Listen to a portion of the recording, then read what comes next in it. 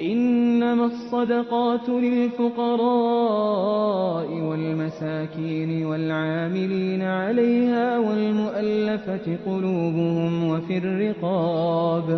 وفي الرقاب والغارمين وفي سبيل الله وابن السبيل فريضة من الله والله عليم حكيم.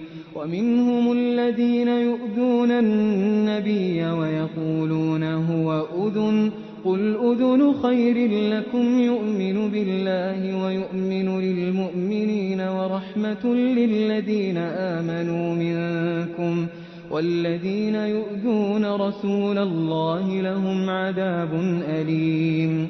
يحلفون بالله لكم ليرضوكم والله ورسوله أحق أن يرضوه إن كانوا مؤمنين. ألم يعلموا أنه من يحادد الله ورسوله فأن له نار جهنم خالدا فيها ذلك الخزي العظيم. يحذر المنافقون أن تنزل عليهم سورة تنبئهم بما في قلوبهم قل استهزئوا إن الله مخرج ما تحذرون ولئن سألتهم ليقولن إنما كنا نخوض ونلعب قل أبالله وآياته ورسوله كنتم تستهزئون لا